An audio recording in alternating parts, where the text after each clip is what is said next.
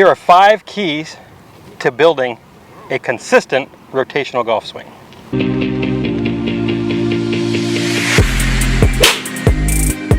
Now, let's talk about groundwork.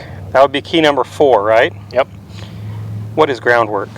Oh, we're talking about, ground force, right? Using the ground, sort of footwork too, So right? it's Pressure shifts. how we use our bodies to maximize the amount of force we're putting into the ground is basically what I would call groundwork, and how we do that to sequence things correctly. Yeah, I think there's a misunderstanding that we teach a swing that is simply just spinning the hips or just opening things up, right? Yeah. But how do you open things up? Spinning the hips doesn't put energy into the golf club. Right. So our number 1 goal with what we're teaching is to be able to put maximum energy into this thing, because we want to hit the ball far. Right. And in order to do that, we have to be able to send energy up the chain. Yep. So if all I do is go like this and just spin my hips, that club's not even moving. That's worthless. Well, just to use your analogy about baseball too, again, you look at a pitcher, right? Pitcher, he gets up on this right leg, all the pressure's here, and then he pushes down into that left leg, but he's not already here with the ball. This is all following. That's all going along, back, right? And he's getting into the ground. Yeah. Baseball player, same. The guy sets his feet a little closer together, and then he, steps into the ground, right? And so using the ground to kind of set up the turn, set up the power that we need, right? So let's kind of walk through what that looks like. I'll jump in here. Yep.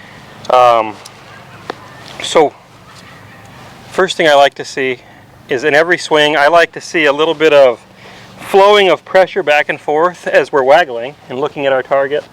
And then I like to have a fairly substantial trigger, something that you can see. I actually like a trigger that's either like a little shift of pressure or a counter rotation, something that I can see that gets flow going, gets the energy moving.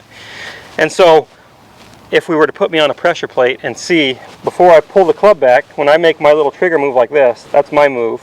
Right. My right foot is basically weightless for just a second, and there's all the pressure's in my left foot. So the pressure is going into the ground this direction, right? And what that does, when the pressure goes into the ground this way, it begins to push me back right. Give to that the right. Opposite force slightly. Yes, so I'm going to start working away from the ball, and then almost immediately, what does my right foot do? Well, you start to pressure into your trail side here.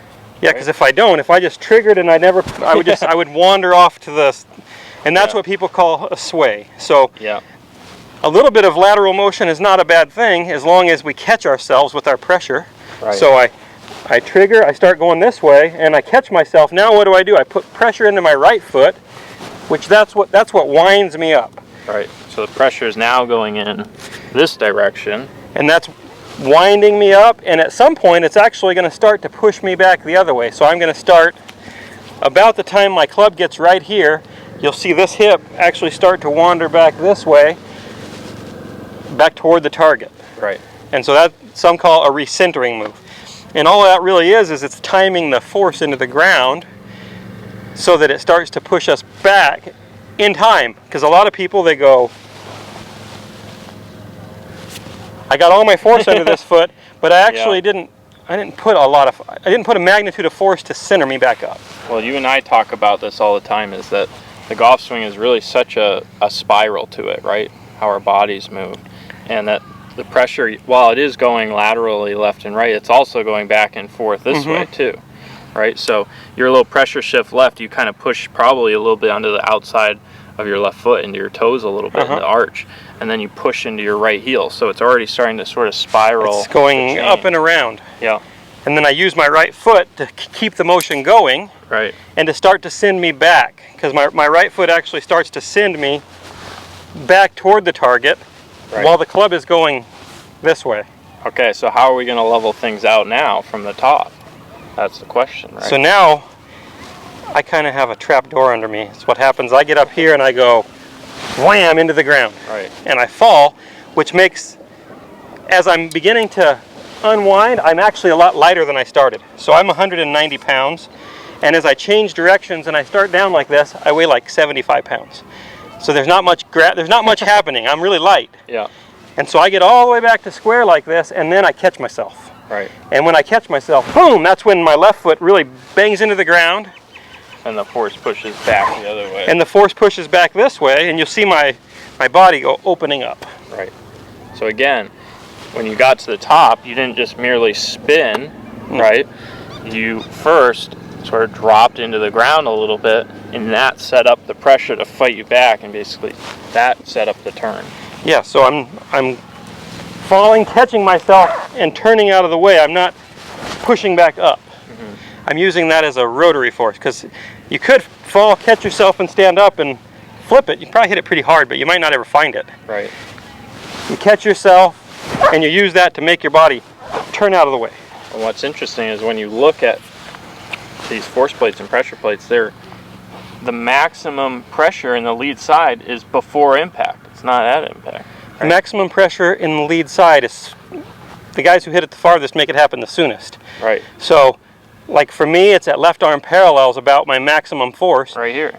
And what's interesting is maximum force happens when your body stops going down. It's not when you feel like you're pushing back up. It's actually maximum force happens. It's the thing that stops you. Right.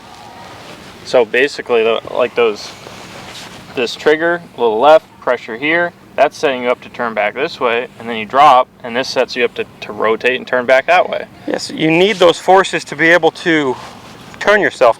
You could just spin your body, but that doesn't actually, like we said earlier, it doesn't actually put energy into the golf club, and that's the goal, is to put, we want this thing going fast. Right.